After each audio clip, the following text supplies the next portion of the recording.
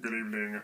Welcome back to Hellhound's Late Night Spook Show here on the Horror Metal channel. I'm Hellhound, and we're going to do yet another re-review today. This time we're going to take another look at the Texas Chainsaw Massacre from 1974, directed by the late, great Tobe Hooper, who also wrote the film along with Kim Hinkle. One of the most groundbreaking and effective horror films ever made. Siblings Sally, played by Marilyn Burns, and Franklin, Paul A. Partain, along with three other friends, travel to their hometown in Austin, Texas to see if the graves of their deceased relatives have been disturbed after a series of grisly grave robberies. What they don't know is that a family of cannibalistic murderers is lurking about, waiting for fresh meat. One of these demented cannibals is a chainsaw-wielding psychopath named Leatherface, played by Gunnar Hansen, who wears a mask made of human skin. The young protagonists are tortured and butchered one by the psychotic tribe of hungry maniacs. Who will survive, and what will be left of them? One of the most brilliant films I've ever seen, horror or otherwise. It's just pretty much perfect in every way. The atmosphere, the tone, the grittiness, and just about every other aspect add to why it's just so effective. Flawless filmmaking. I mean, what can I say about this movie that hasn't been said countless times before? Aside from being one of the most influential horror films ever made and introducing one of the most iconic villains in movie history, everything here is done extremely well. You can tell the director Tobe Hooper and the others had their stuff well researched and definitely knew what they were doing. The effect this movie had on people when it first came out has yet to be outdone. It feels like a real crime caught on film, and the low budget and slightly primitive way it was shot further works to its advantage. It just feels so authentic, almost like a documentary. Almost feels sort of like some kind of film project that's like actually shown in class at school, as part of some kind of study of a real-life crime or something. When I first watched this film, I felt like I was actually there and could really feel the pain and misery Sally was going through. Add to that the psychological ride her character endures and how realistically she reacts to what is happening around her.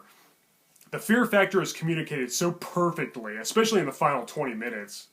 The girl was genuinely terrified and fearing for her life, and if they'd made her like a badass, tough-as-nails heroine that fought back and kicked all the family members' asses, that might have made for a better, more dynamic character, but it wouldn't be nearly as scary as it is the way they did it in this film. That dinner table scene is one of the scariest moments in horror history. There aren't too many things I can think of that are more horrifying than being tied up to a chair as a freaky family of psychos are eating your friends and laughing about it right in front of you. A lot of the actual horror is suggested, and you really have to use your imagination, which ups the disturbing factor. Unfortunately, a lot of today's generation lacks said imagination and prefers for everything to be spelled out in front of them and spoon-fed, like in the typical MTV glossed-over Hollywood remake, which upped the gore and action, but mostly lacked substance. If you prefer the remake over the original, that's fine. I mean, to each their own. It's all a matter of opinion anyway, but I'm just saying, that's the reason I prefer this excellent classic.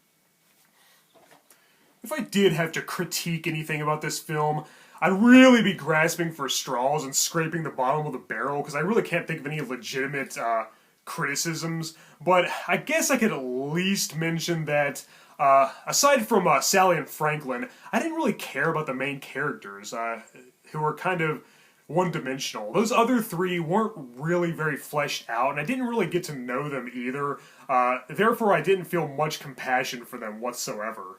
But honestly, that was fairly commonplace for these type of horror films in the early 70s exploitation era, and even some later slasher flicks, so that doesn't really take any points off the film whatsoever. I still give it a 10 out of 10. I don't care if those other three weren't as developed as they could have been. It didn't really matter to me, and still doesn't. It's still plenty horrific, regardless. And the characters that are very fleshed out and memorable are the villains. I freaking love Drayton, the cook, played by Jim Saito, the hitchhiker, played by Edwin Neal, the grandpa, John Dugan, and of course Leatherface himself, played excellently by Gunnar Hansen. He was just wonderful. This deranged clan is just great, and I love their chemistry together. I really wish we could have seen the rest of the family members other than Leatherface in the sequels. Leatherface is such a terrifying character here as well. The idea of somebody who is completely insane and unhinged, who basically has no personality, is very intriguing to me. He wears different masks made of human skin to gain an identity, because behind the mask he's basically just blank and void of all basic human traits. He was loosely based on real-life serial killer Ed Gein, but Tobe Hooper, Kim Hinkle, and especially Gunnar Hansen really made the character their own. Very creative. One complaint I often see about this film is that the Franklin character, played by Paul A. Partain, is annoying and insufferable. But that doesn't take away anything either, because, quite frankly, there are annoying people like that in real life. And hell, I like Franklin. I really like Franklin. Sue me, man. He was very memorable, at least, and I actually did feel sad for him. But whatever. Anyway, in terms of sheer realistic and shocking horror, nothing will ever come close to this film, which is simply excellent in every single way. I love this movie.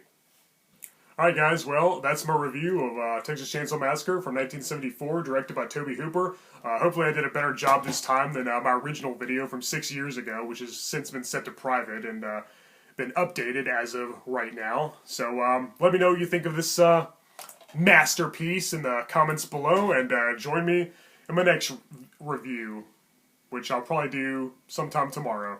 Alright guys, I'm Hellhound. Thank you for watching my late night spook show here on the Horror Metal channel. Later.